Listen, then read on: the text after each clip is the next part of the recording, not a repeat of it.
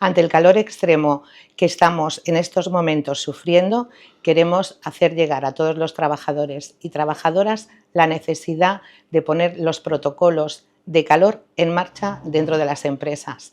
Protocolos donde se deben de evaluar todos los puestos de trabajo, porque tenemos que tener en cuenta que puede afectarnos a nuestra salud mental y física.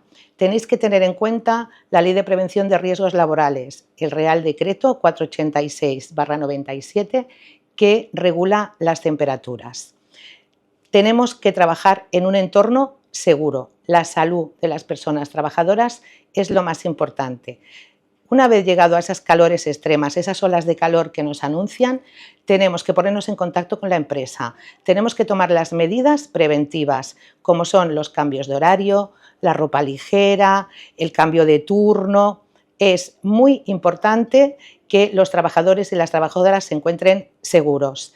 Quiero recordar que son las empresas las responsables de que el entorno de trabajo sea seguro. Quiero recordar que cualquier actividad económica no puede estar por encima de la vida de una persona trabajadora. Desde la UGT de Cataluña pedimos la revisión de la Ley de Prevención de Riesgos Laborales. Se debe de actualizar. No se encuentran en ella los riesgos psicosociales.